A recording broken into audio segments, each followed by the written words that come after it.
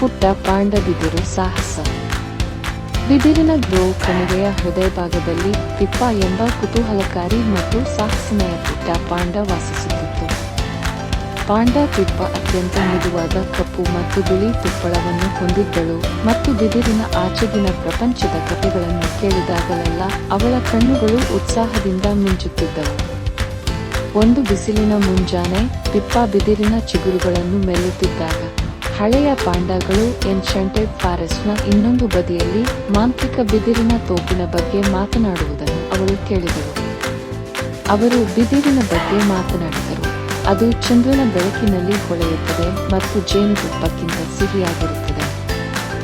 ಸಾಹಸದ ಆಕರ್ಷಣೆಯನ್ನು ವಿರೋಧಿಸಲು ಸಾಧ್ಯವಾಗದೆ ಪಿಪ್ಪ ಈ ಅತೀಂದ್ರಿಯ ತೋಪನ್ನು ಅನ್ವೇಷಿಸಲು ನಿರ್ಧರಿಸಿದರು.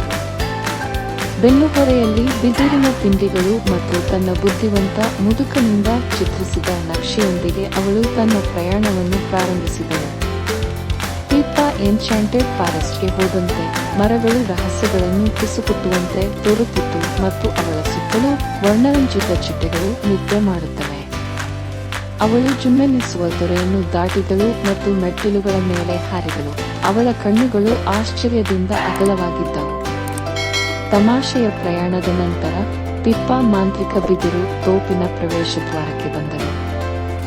ಅವಳ ಆಶ್ಚರ್ಯಕ್ಕೆ ಬಿದಿರು ನಿಜವಾಗಿಯೂ ಚಂದ್ರನ ಬೆಳಕಿನಲ್ಲಿ ಮಿಂಚಿತು, ಸೌಮ್ಯವಾದ ಹೊಳಪನ್ನು ನೀಡಿತು. ಪಿಪ್ಪ ಸಂತೋಷದಿಂದ ಮುಸಿಮುಸಿ ನಗುತ್ತಾ ತಾನು ಇದುವರೆಗೆ ಸವಿಯದೇ ಇದ್ದ ಅತ್ಯಂತ ಸಿಹಿಯಾದ ಬಿದಿರಿನ ಕಚ್ಚಿದಳು. ಆದರೆ ಚಂದ್ರನು ಮೇಲಕ್ಕೆ ಏರುತ್ತಿದ್ದಂತೆ ಪಿಪ್ಪ ಮೃದುವಾದ ಪಿಸುಗುಟ್ಟುವಿಕೆಯನ್ನು ಕೇಳಿದನು. ಶಬ್ದವನ್ನು ಅನುಸರಿಸಿ ಅವಳು ರೆಕ್ಕೆ ಮುರಿದು ಹೋದ ಮರಿಯನ್ನು ಕಂಡುಹಿಡಿದಳು. ಚಿಕ್ಕ ಹಕ್ಕಿ ತನ್ನ ಗೂಡಿನಿಂದ ಬಿದ್ದಿದೆ ಎಂದು ವಿವರಿಸಿತು ಮತ್ತು ಅದರ ಕುಟುಂಬವು ಎಲ್ಲಿಯೂ ಕಂಡುಬಂದಿಲ್ಲ. ಸಹಾಯ ಮಾಡಲು ನಿರ್ಧರಿಸಿ ಪಿಪ್ಪ ತನ್ನ ಬಿದಿರಿನ ಚಿಗುರುಗಳನ್ನು ಬಳಸಿ ಹಕ್ಕಿಗೆ ಸ್ನೇಹಶೀಲ ಗೂಡನ್ನು ರಚಿಸಿದಳು. ಅವಳು ಅದರ ರೆಕ್ಕೆಯನ್ನು ಎಚ್ಚರಿಕೆಯಿಂದ ಸೀಳಿದಳು ಮತ್ತು ಅದರ ಉತ್ಸಾಹವನ್ನು ಹೆಚ್ಚಿಸಲು ಕೆಲವು ಬಿದಿರಿನ ತಿಂಡಿಗಳನ್ನು ಹಂಚಿಕೊಂಡಳು.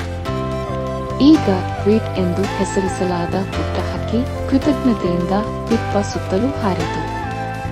ಒಟ್ಟಿಗೆ ಪಿಪ್ಪ ಮತ್ತು ಟ್ವೀಟ್ ಮಾಂತ್ರಿಕ ಬಿದಿರಿನ ತೋಪನ್ನು ಅನ್ವೇಷಿಸಿದರು. ಅದನ್ನು ಮನೆಗೆ ಕರೆಯುವ ಮೋಡಿ ಮಾಡಿದ ಜೀವಿಗಳ ನಡುವೆ ಹೊಸ ಸ್ನೇಹಿತರನ್ನು ಮಾಡಿಕೊಂಡರು.